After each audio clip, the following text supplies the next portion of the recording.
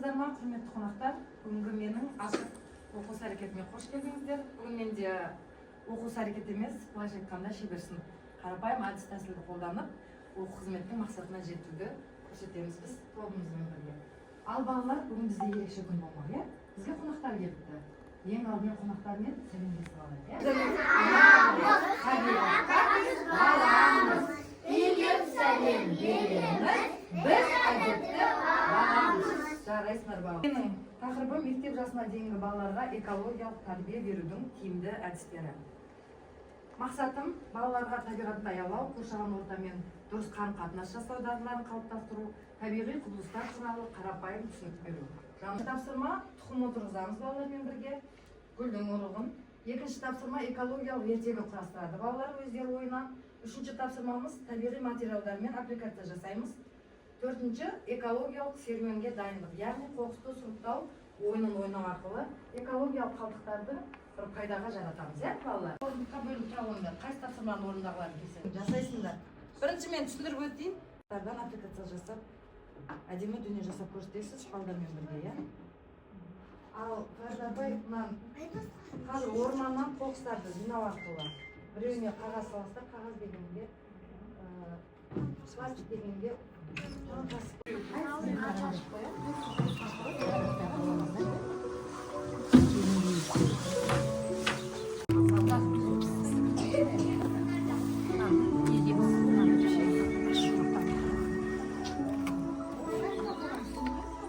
қыздар, сендер ертең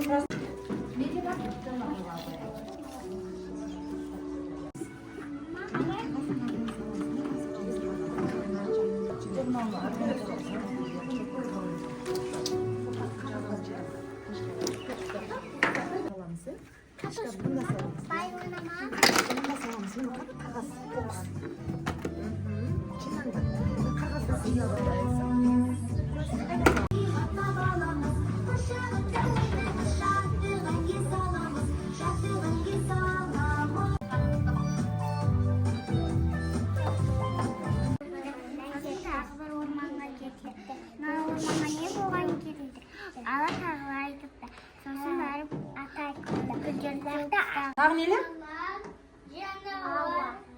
Жануарлар бәрі келді. Құстар, құстар. Ал жансыз табиғатқа нелер жатады?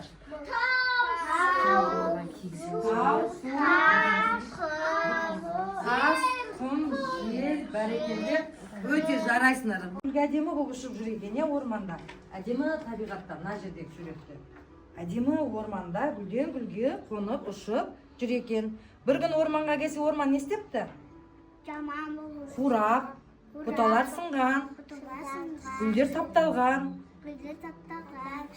Ағаш шөптер шыждан. Иә, соны әрине түсіп кетеді. Содан кейін, жоқ, бұл орманға не болған деп таңғамай ма ол? Ол орманға не болған депті. Не дейді? Ол табиғатты адамзат осындай халге жеткізді, иә? Талдастаған табиғатты. Әдемі жайқалып тұрған табиғатымыз қалай құртылған? Қараңдаршы, қоқыстар тасталған, гүлдер жұлынған, бұталар сынған, сөйтіп табиғат қурап барады екен, иә? Содан кейін көбелек не дейді? Бұлай бұл жарамайды. Одан да ормандағы аңдарды көмекке шақырайын дей ма? Иә. Құстар өледі қазір. Құстар өледі. Қоқыстар қоян тазалайды қоқыстарды. Ал тиіндері ағашты егеді. Ал көбелек табиғатты біз сүйсек, табиғат бізді сүйеді екен. Жарайсың. Балалар не істеді? Гүл ектіге балалар, айтамыз қа? Гүл ұрық отырып. Қопсытып алдық, иә? Одан кейін гүлдің ұрығын алып, дәнін септіңдер, иә балалар, иә?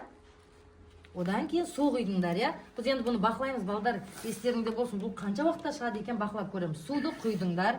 Сонымен бұл гүлден қанша уақытта өніп шығады екен біз байқаймыз сендермен. Енді осындай жұмыстар жүргіземіз. Ал енді мына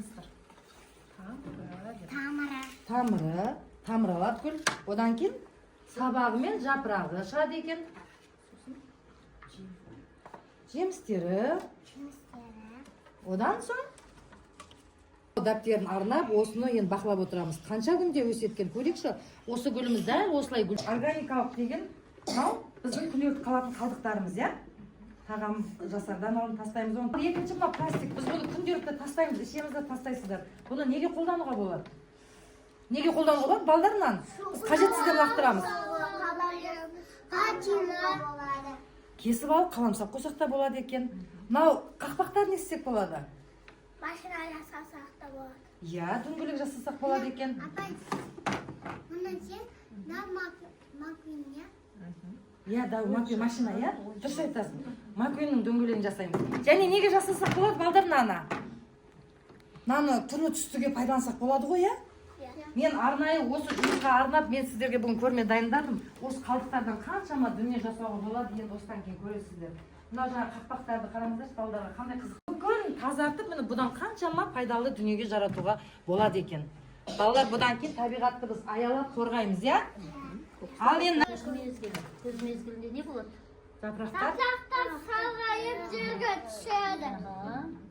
Күз мезгіліне байланысты біз не істедік? Көрсетеміз. Жапырақтарды желімдеп жабыстырдық, иә? Иә. Мінеки.